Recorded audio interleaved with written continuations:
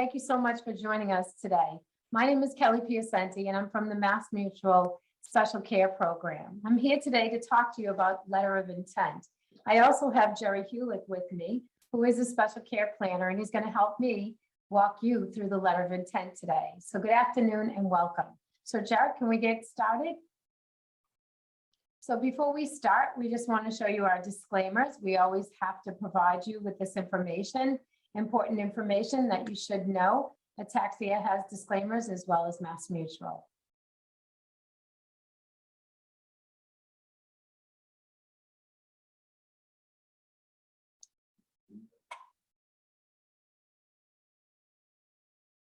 Okay, so now that we've provided you with the disclosures, we just want to talk to you a little bit about our agenda today.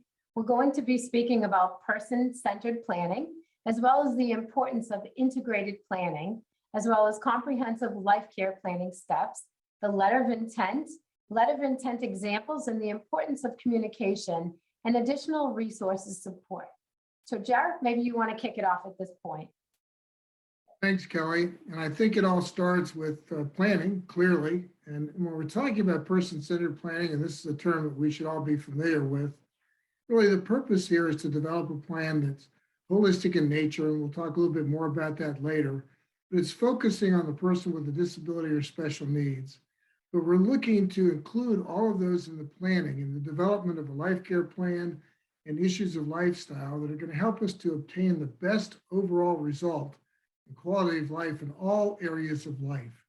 And so you see different professions here that are listed. It might include interested parties. It's going to be all of those involved that we think is going to add to the quality of the kind of planning we're doing around the individual with a disability or special needs.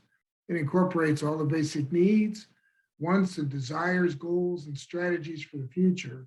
So it needs to be an all-inclusive kind of thing. So when you look at the importance of this from an integrated planning standpoint, it's many times going to include other financial professionals. And I think this is an area where we want to make the point that, this is a specialized area of planning. People with disabilities have a lot of different things available to them through benefit programs and have a lot of different needs. And so we want to be working with people that also specialize in this area. Financial professionals could be those in accountancy or those that are attorneys that are also working or specializing in this areas. Many times bankers or funding or financing of certain things might be involved. The social workers and advocates or caseworkers that they could have been working with, or medical providers.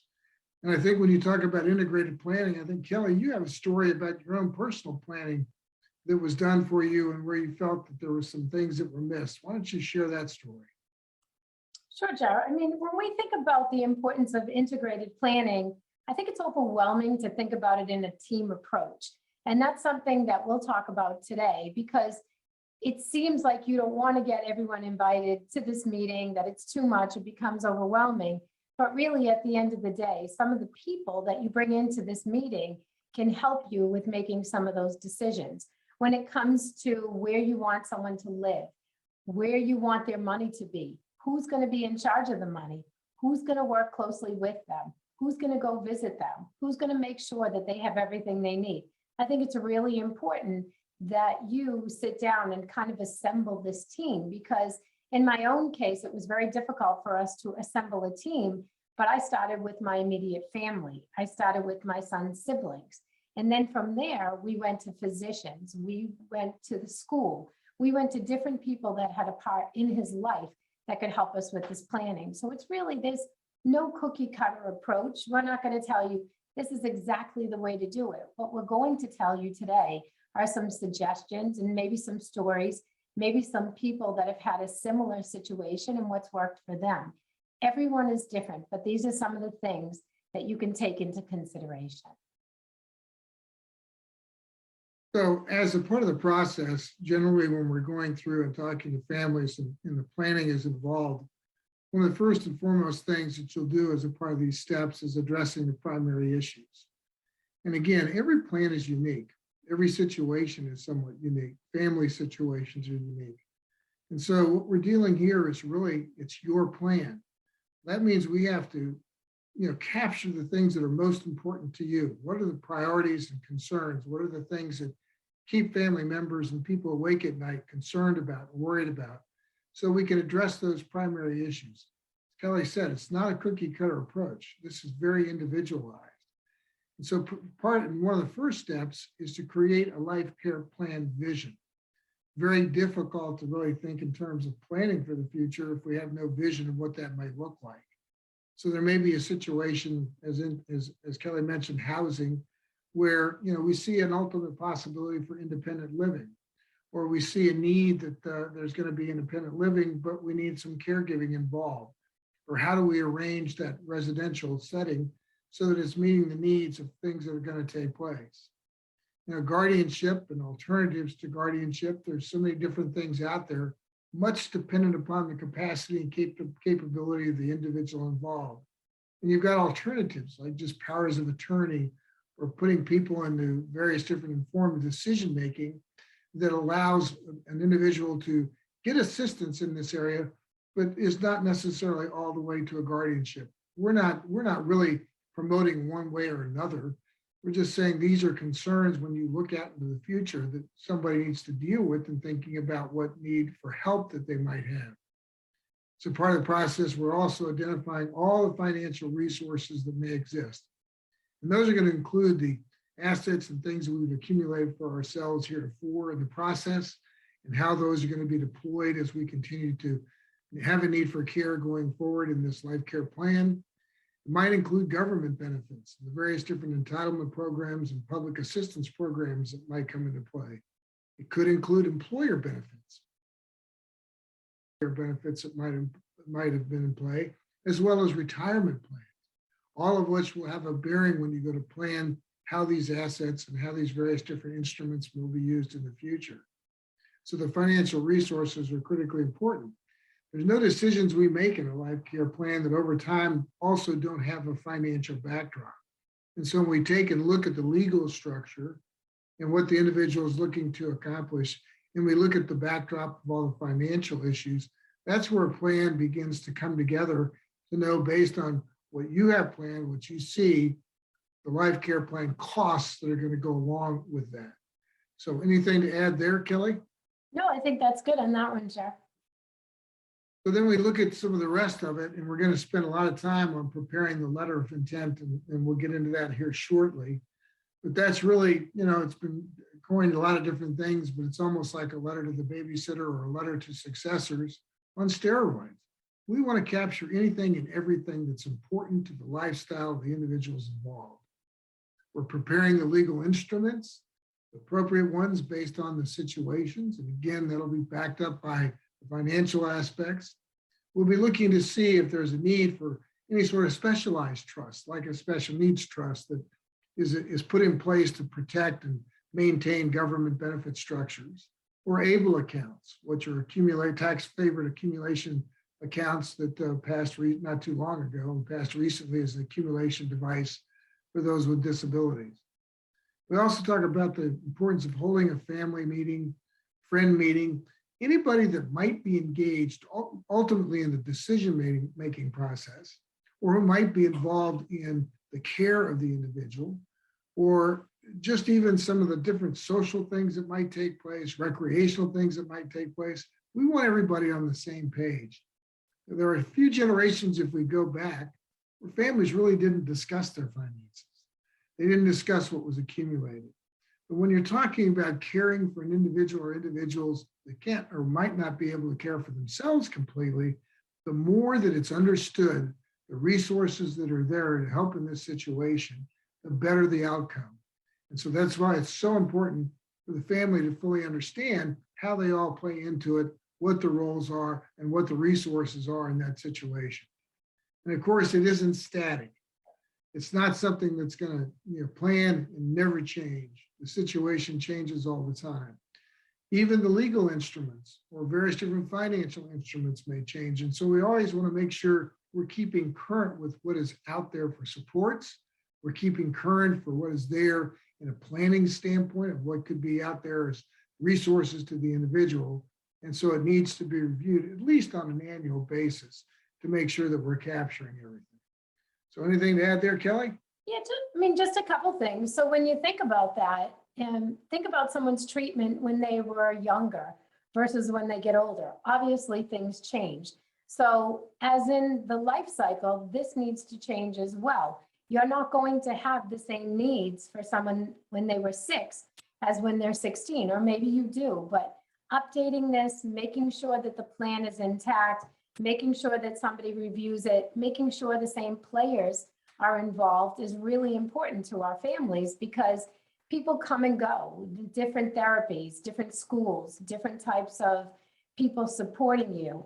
That all has to be updated in this plan. So there's some of the things to think about. When Jerry talks about some of the financial and the legal aspects of this, and looking back years ago, I mean, we never left people with any type of disability, any type of funds, because we didn't want to bar them or prevent them from getting government benefits.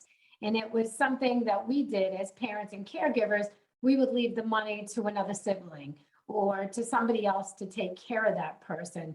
Well, we all learned, and some of us the hard way, that maybe that person's not going to be around, or maybe that person marries someone that doesn't want to take care of the person with a disability. So there are enough instruments and tools today so that you can plan for somebody with a disability, and you can plan pretty much throughout their life as long as you continue to update it and put those resources into it. So I think that's just, something that happened in the past, that moving forward, there are so many things that we do with our families.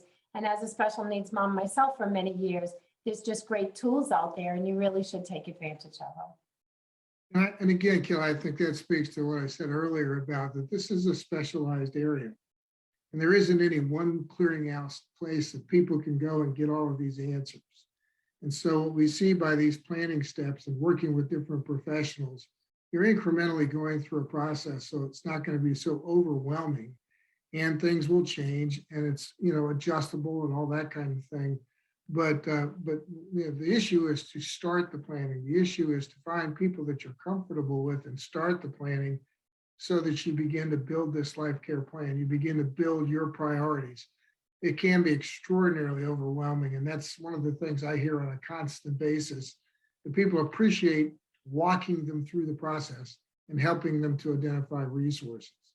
So let's go ahead and move, Kelly, to the letter of intent. And why don't you start with some of that? So a letter of intent is not legally binding, but it has been considered in the court of law by different judges, because really, as Jerry had said before, it's like a letter to the babysitter on steroids. But what it also is the hopes, the wishes, and the dreams of that caregiver or that parent. And it's something that a court will take into consideration. Do we suggest you only have a letter of intent and not a will and not all the vital documents? Absolutely not. But if it is the only thing you have, it could be taken into consideration. So we do let our families know that. It captures the current situation, but as well as the future.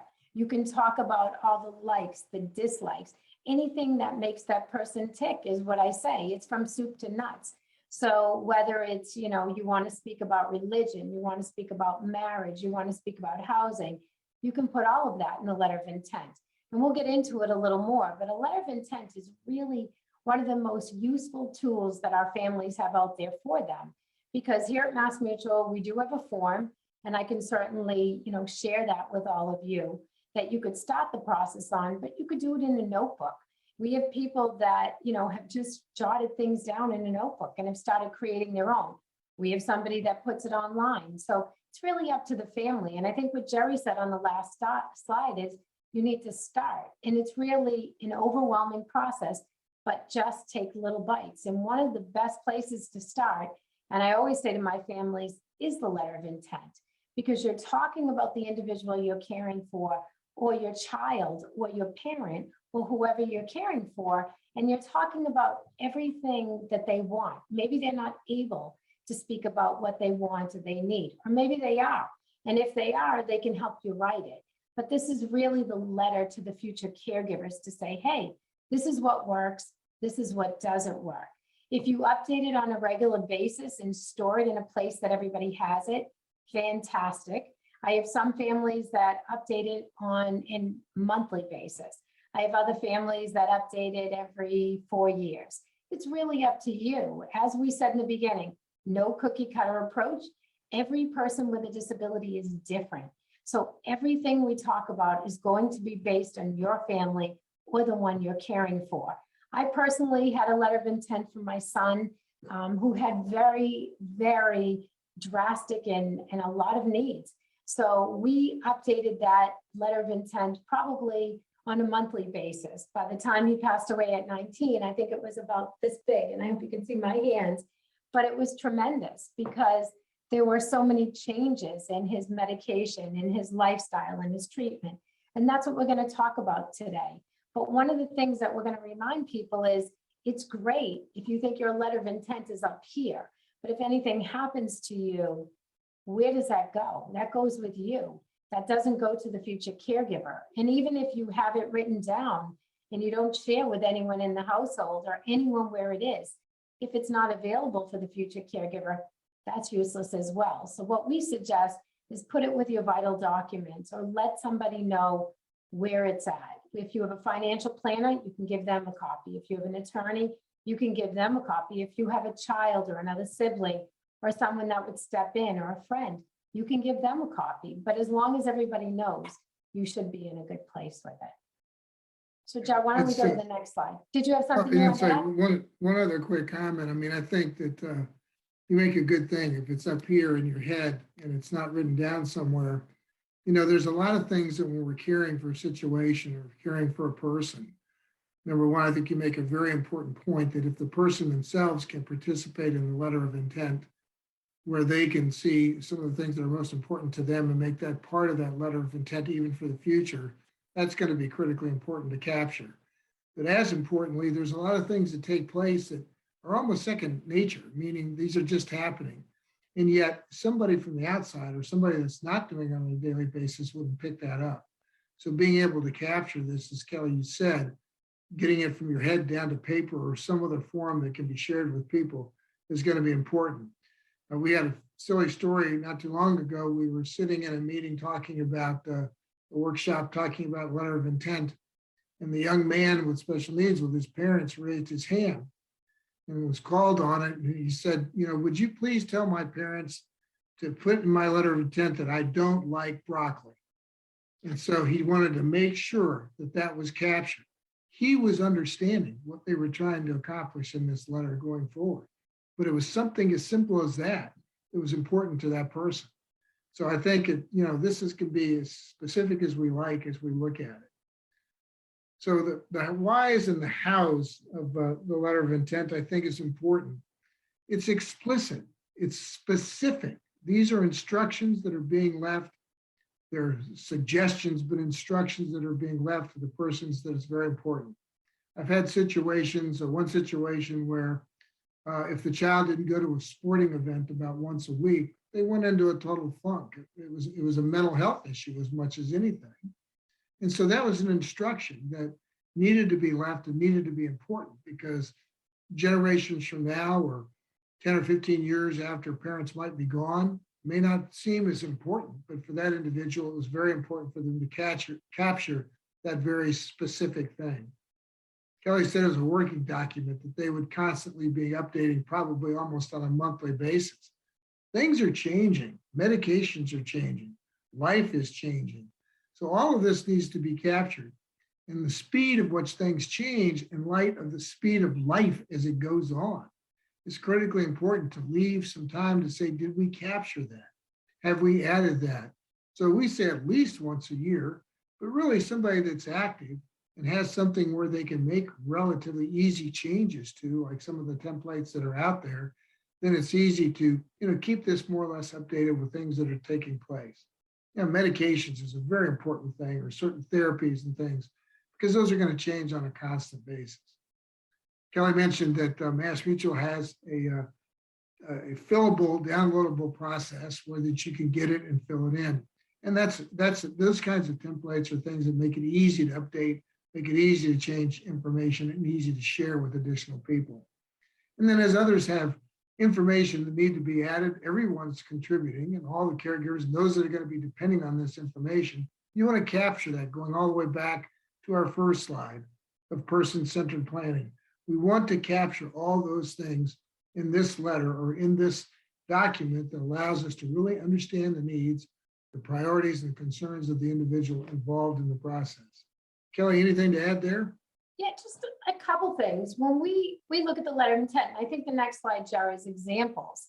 So, I mean, I can certainly give you, a couple examples to the slide that we were just on. I mean, the current diagnosis and the medical conditions and the doctors and what works, what doesn't work. People don't realize how very important that is. Years ago, when my son was a baby, he was on the ketogenic diet. If somebody had stepped in after me many years later, that's really important that they know. Was he on it? How did it work? Did it work at all? Was it a failure? What medications have been fantastic? What medications just didn't work? So when somebody has a more complicated medical situation, it's a lot to have to sit down and write it. But if you write it as it's happening, it becomes a little bit easier for the next person stepping in. Some of the medications he tried, I would never want him to try again. But if I wasn't around, how could I tell someone that?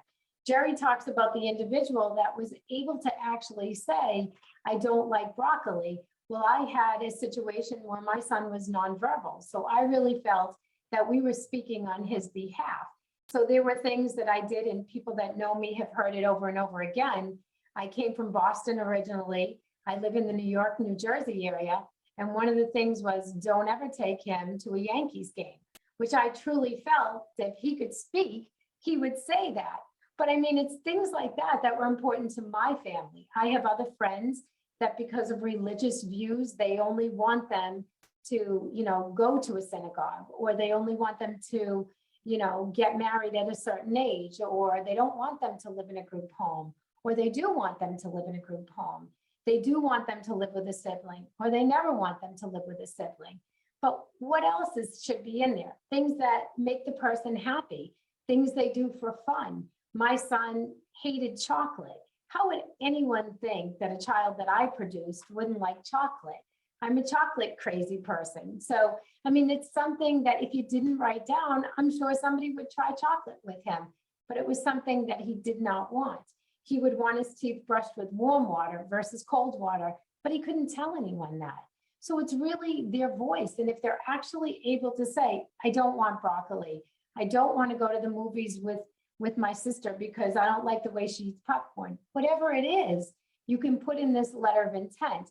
What are their strengths? What are their weaknesses? When we put our children and our adult children in certain circumstances, what works well for them? What doesn't work for them at all? What will give them a total breakdown?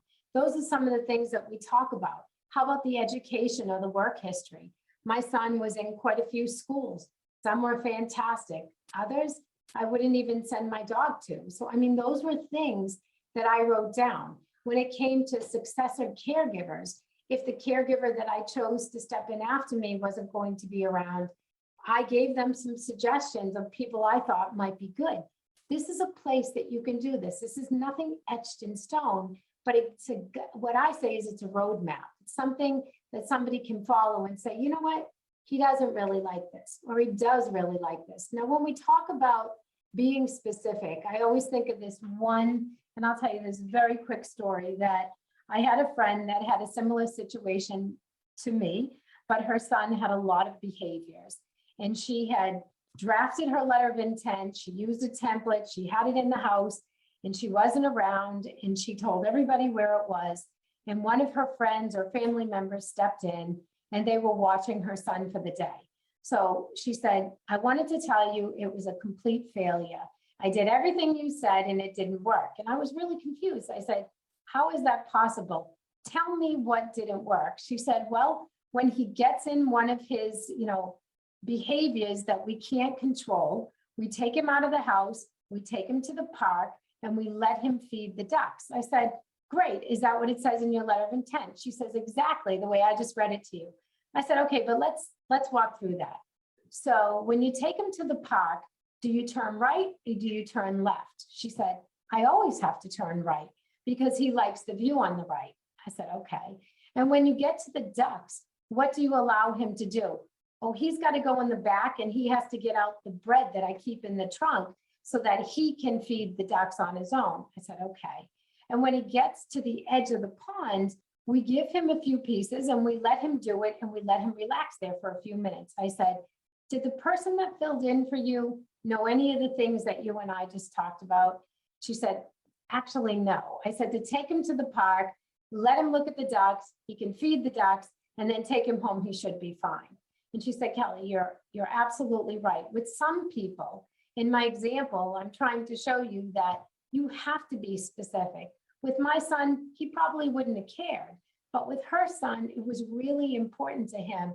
And if they did it the way that she did it, it would have worked. So if it's something that you know has to be described in detail, take the time to do that, because I can tell you it will work.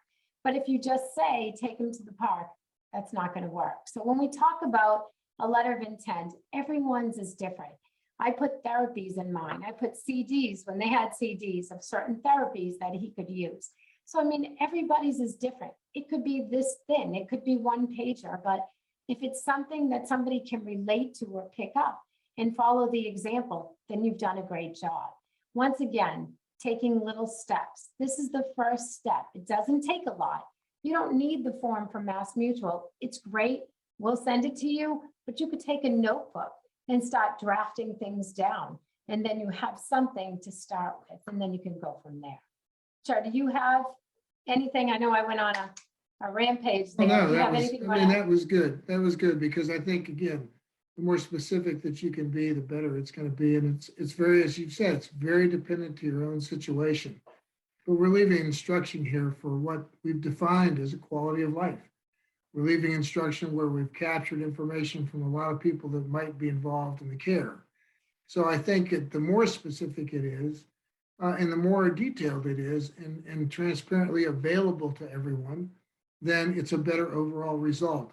This probably is as critical from the desires of the caregiving parents or those caring for themselves as critical an issue of anything, really, for people to understand what you're looking to as priorities and concerns. And that's what I say that really makes the difference between one plan versus another, or one individual's desires versus another. It's just that. It's their specific desires. So, when we're doing this, we want to keep in mind it is a tool for communication. And it's interesting. I like the person-centered family. I like an issue. And I think, when families discussing these kinds of things, communication is important. The other thing we're going to find, Kelly, and I think you've got some stories around this too, is that not everybody's always going to agree on the same things. I've had a situation, parents come in and I ask them, what's the vision for the future with residential living? And dad says, as soon as possible, we'd like to develop independent living as soon as we possibly can. And the wife said, no, my son will be with me for as long as possible. I'm not sure how long my husband will be with me, but my son will be with me as long as possible. They were at opposite ends of the discussion. So having that communication to say, and even capture some of that was going to be very, very important. It can be addressed by anyone. So if somebody could use this as a resource, it could be a family member, it could be caregivers, it could be, like Kelly said, with everything else silent, the court might even look at it for direction. So it is a very, very important document. And it's a helpful guide for all of those that are going to be involved in the situation. So again, more specific around the priorities concerned, the better. So Kelly, any closing thoughts around the letter of intent? Just one more. I think when you say it's a useful guide, it's a useful tool, I agree with you, because like those parents, and as I've said in other webinars that we've done, we have a very high divorce rate in this community. So, I mean, we have a lot of single parents that are not on the same page, and we have some that are absolutely on the same page, but we also have a lot of siblings. And as parents and caregivers, we assume that the sibling is going to step in, that the sibling wants to do this.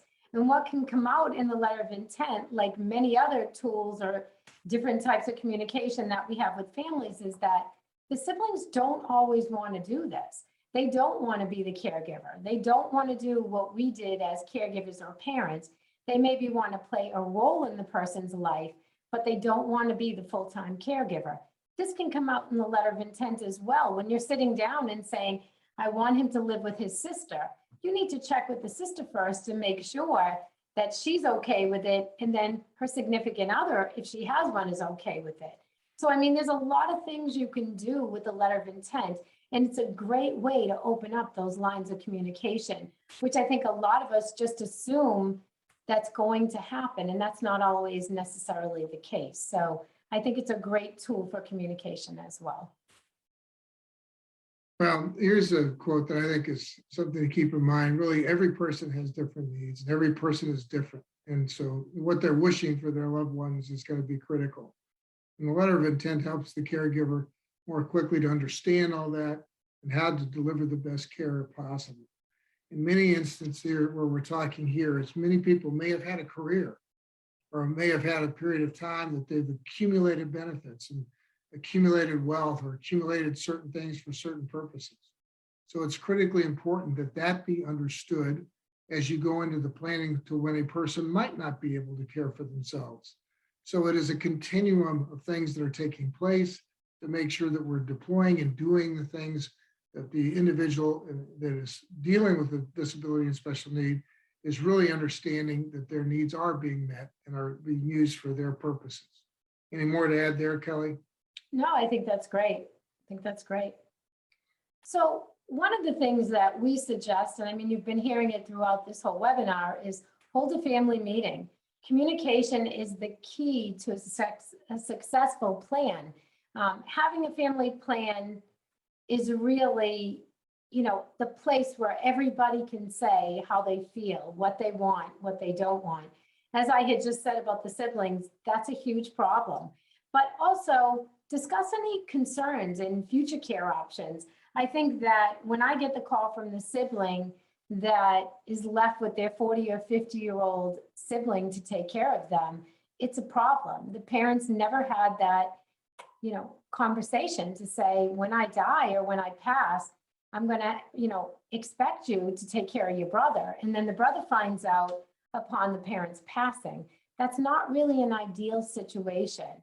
Maybe the brother wants to, go visit him or make sure that all his financial needs are met or oversee any type of spending that's occurring on behalf of his brother, but doesn't necessarily mean he wants to live with them. A family meeting is a good place for this to come out.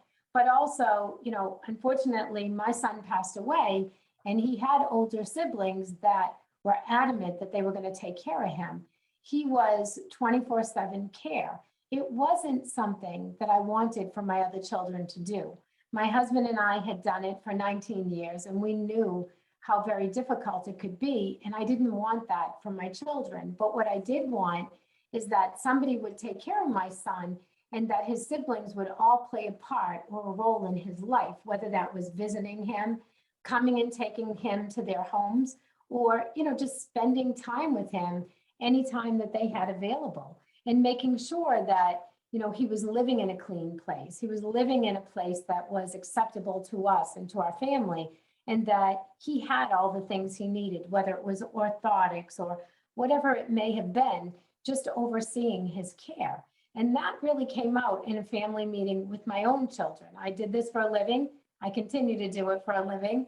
But I mean, what it is that, I think there are things that come out in the family meeting that may not come out in another place. So I think communication is key, but having that conversation about what role will you play in the future. And as I write this letter of intent, I know that the therapies are crazy and that, maybe I want my sister to step in, but that would mean that she would quit her job. Is that something that I discussed with her?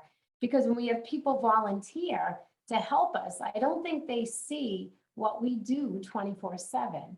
I think as a caregiver myself, it looks good on the outside and like I'm holding it together and I can do all of this. She works, she takes care of him. Not that easy. When people realize that, I survive on 4 hours of sleep or, I do all this in the middle of the night, those are the things they need to hear. And that's where the family meeting and the conversation can come into play. Really tell someone what they're getting into, because it's not fair to the person that they're going to care for. And it's not fair to you, because as a parent, I know the one thing that keeps us up at night is, who's going to step in and what's that care going to look at like? You actually have the opportunity to set that roadmap in play. So definitely consider a family meeting. It's something that I feel is one of the most important tools of planning. Joe, do you have? Yeah, I think it's important. The communication is a critical piece here, but at the same time, this is not always easy. It's not always easy to come and have these conversations. And so I know in many instances that we've been involved with, it's been very difficult. But this is where we're really encouraging. You can't get the best result unless you're really talking to all of those that may be involved, as difficult as it may be. I actually had one client who's a clinical psychologist, and yet he couldn't talk to his own family about the situation in his family that had special needs. So he used us as really the facilitator to facilitate that discussion because he just didn't know how to open it up. So us talking about the planning in general allowed him to have that discussion. We know it's difficult, but it's something that needs to be anticipated, and to get the best result, we need to move in that direction. And when we're talking about this, it is a holistic plan. We're having to merge together the legal structure. We're having to merge together all the financial issues.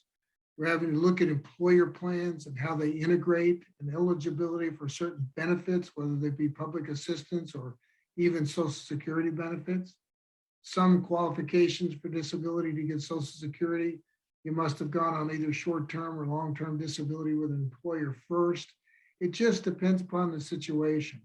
So you can't ignore certain aspects of the planning or, forget about employer benefits and things like that. These are things that we're all involved with the government benefits and everything. They need to be all brought together, considered as resources, and then put into action the things that best solve and create the solutions that the individual needs for the best quality of life. It's holistic in nature. It requires the professionals that understand the specialized area, whether you're talking legal, accountancy, as we said earlier. That's what brings it all together to get the overall best result. Anything to add there, Kelly? No, I think I'm good on that one. Well, the last thing, as we get into more of the resources that are available, the Chartered Special Needs Consultant is a credential that's done by the American College. And Special Care Planner is a program of special education to those that are going to be doing planning for those with families with special needs. It is specialized training. So in the financial field, this is a credential that we would encourage that you look to. These are people that have been involved with specialized training in the areas of legal documents, government benefits, and all the holistic planning that we're talking about. In our case, they've been around for a period of time. There's usually some level of criteria that exists and experience before you can even go for the designations. It's taking all the knowledge and years that you've collected for experience. And so the Chartered Special Needs Consultant, all relatively new, it's only been around 7 or 8 years at this point in time, is probably, that with special care planners, the most recognized credential for those specializing in this area in the financial world. Anything to add, Kelly? Yeah, a couple things. And it's not, all of the planners here at Mass Mutual, we have over 500, have the designation or are a special care planner. We require anyone coming in to get the designation. So Mass Mutual has 6,000 advisors, but we have a core group of over 500 that are special needs planners. About 86% of them are like myself or like Jerry. They're either philanthropic, a caregiver, they were in another field, maybe they're an occupational therapist, they're involved in their church or a nonprofit. It's people that want to do this for a reason. It's people that walk in our shoes. So what I always say to anyone that I speak to, it's not just about coming to Mass Mutual, it's about finding somebody with the designation. When I went to do my planning, and I come from a family of attorneys, when it came to planning for my own son, we didn't know how to do a special needs trust. We didn't know how to plan properly. And I really needed someone that wasn't just going to talk about my son with a disability, but was also going to take into consideration our 3 other children and our family holistically. So, having somebody with the credentials is important. We also say this when it comes to tax professionals, attorneys. It's not somebody that dabbles in this, it's somebody that does this on a regular basis. So please take into consideration when you are working with an advisor and they tell you, oh, I've got it, I can take care of this special needs portion of it. I would dig a little deeper. I would really want somebody that specializes in this area because it is a specialty. And that's what we're trying, to let people know. Just take that into consideration. That's it, Chair. So one of the other things that you can get is, local nonprofits. We have right now, we're with the Taxia. We speak with nonprofits across the country to provide our families with additional resources and information. We have newsletters, publications that you not only can get from us, but there are nonprofits that put out information for families to help them and support them. Support groups across the country. I mean, there are sibling support groups, there are aging caregiver support groups, lots of support groups that can help our families, government agencies. When you are ready, or if you haven't gone already, it's always an adventure for our families to apply for government benefits. Just keeping in mind that what you're eligible up until the age of 18 changes drastically at the age of 18 when you're going into adulthood, and when you as parents or caregivers begin the retirement process, there are additional benefits for the person with a disability that you've been caring for. So it's really know those additional resources that are specific to you, that can support you, that can help you. So how can MassMutual help? We work with local organizations and all types of different groups. We have, as I said, over 500 advisors, but they are very specific in the area in which they serve. That's why we have several in each state, because what happens in, say, Nevada doesn't necessarily happen in New Jersey, where I am. So I want to work with somebody that knows what's specific to my state, the waiver programs, the benefits, what's available for resources, what type of housing. So our advisors know what's available to you locally.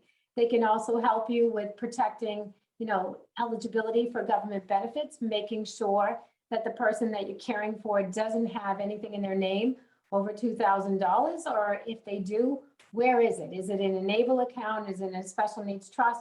Those are some of the things that we can help you with. We can also assist you in creating a life care plan. We also understand the financial and legal issues in special needs planning and talk to you about the different types of trusts that are out there. And we can also help you determine how much money is needed to provide for lifetime quality care. And that's really about the lifetime and quality care you want for the person you're caring for. So we do have a lot of resources here at MassMutual as well. I think just to add too, Kelly, as you said, you've got planners all across the country. And one of the things I've seen and been impressed with is that they also tend to build their own resource network locally. So they know the attorneys and they know the nonprofits that are in the locale. So, it's just a good connection to make. As we said, there's no clearinghouse single place to go. So when you can align yourself with somebody that's got the connectedness to a local area, then that's going to be very helpful in the process. So we talked about two different groups. Here is talk about two different groups of professionals, the National Academy of Elder Law Attorneys. Also, you have the Special Needs Alliance, the Academy of Special Needs Attorneys, and these are attorney planners. Again, and we've talked about the CHSNC and special care planners with the MassMutual and CHSNC across the industry. And that's where, again, as Kelly said, this is a specialized area. Find the people that, number one, you're first and foremost, you're comfortable with, because if you're not comfortable with the individuals, you're not going to open up to all the planning possibilities unless you're comfortable discussing it. And then find somebody that really understands it and take the time to vet the individuals so that you know that they really can give you the best result to all the planning. So anything else to add more about these groups, Kelly? No, I think it's great. I mean, we're giving you resources and information, and that's really what we're trying to do. So just finally, thank you. This is our MassMutual Special Care website, and we also have email. So if you have any questions or concerns, we're always available to answer them. Just keep in mind, I mean, I've been there, I've done it, I know it's a lot. I absolutely think it can be overwhelming, but if you want this sheet that we have, the form the letter of intent template. Happy to send it to you. And as always, thank you, Jerry, for helping me, and thank you, Ataxia, for having us. We love helping you, and if you have any questions at all, we'll be happy to answer them. So thanks again, and have a great day and enjoy your conference. Thank you so very much to our panelists. It looks like we have Kelly here with us right now. So I'll just do really quickly. Hi, I'm Sarah Pilato. I work with NAF. And so I'm going to be relaying some of the questions to Kelly right now.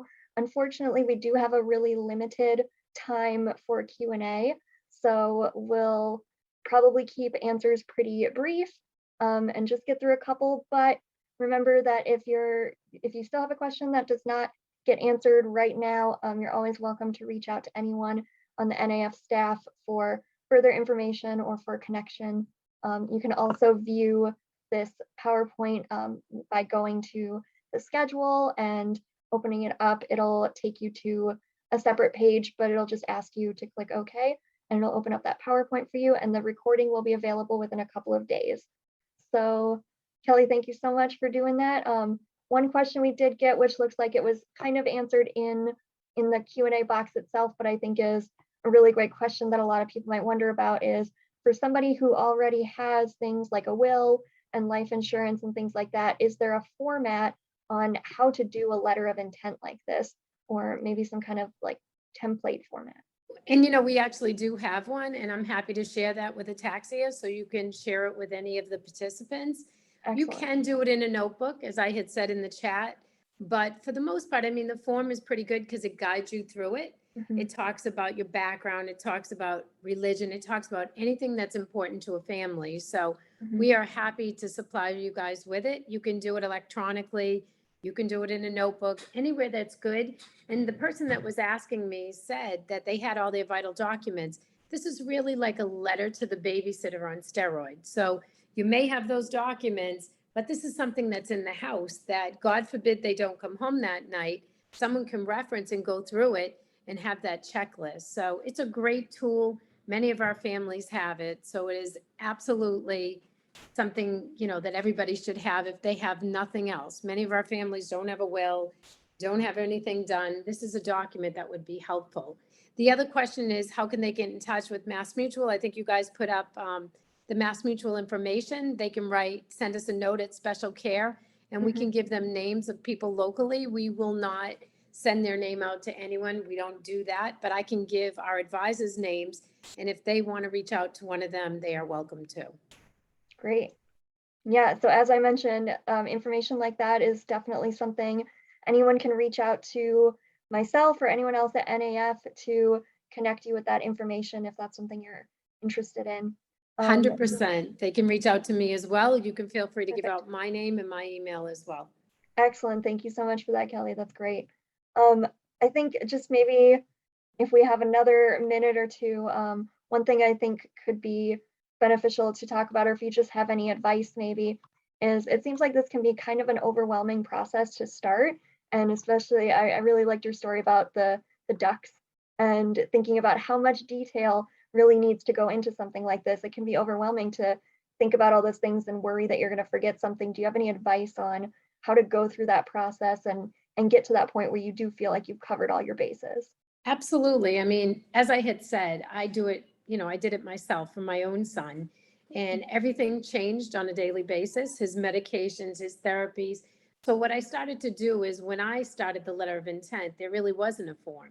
So I would write things down in a notebook. And someone said to me, Kelly, when he was on the ketogenic diet, you really need to write everything down, because this is very specific, and what works, you should notate. So I started by just taking little bites. That's what I tell our families. I have a stack of things in my kitchen too that need to be done.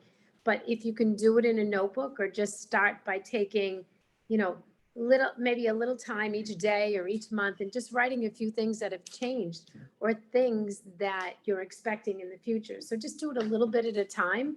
We can get you the form, but you have to do it on your own time when you're ready. And this is very overwhelming, but if there's something very specific, just think about it. If you weren't there, who knows all the things that you know? Who did the doctors tell that to? you know, what were the steps that you were supposed to be taking? Did you do any of those steps? So it's a good thing to start writing it and keeping track of what's going on. But you can start it a little bit at a time. You're not going to get the letter of intent and do it overnight. It's something that you can update on a daily basis, monthly basis, quarterly basis, annual basis, every 10-year basis. It really depends on the family. So just take a little bit at a time. And I think some of the things that are very specific, those are the things you need to write down, because those are the things others wouldn't be able to figure out. Awesome. It looks like that seems to be all that I can see right now. But, and we, as I mentioned, I'm so sorry, everybody, we did run a little short on time with the Q&A on this one. But remember that this will be available to view within the next couple of days. And Kelly, thank you again so very much. And to everybody that's here right now, thank you for being here and enjoying this with us. And I hope to see you at our closing ceremony in just a few minutes. Great. Thank you so much. Yeah, Take have a care. good- have a You good too. one. Thank you. Bye-bye.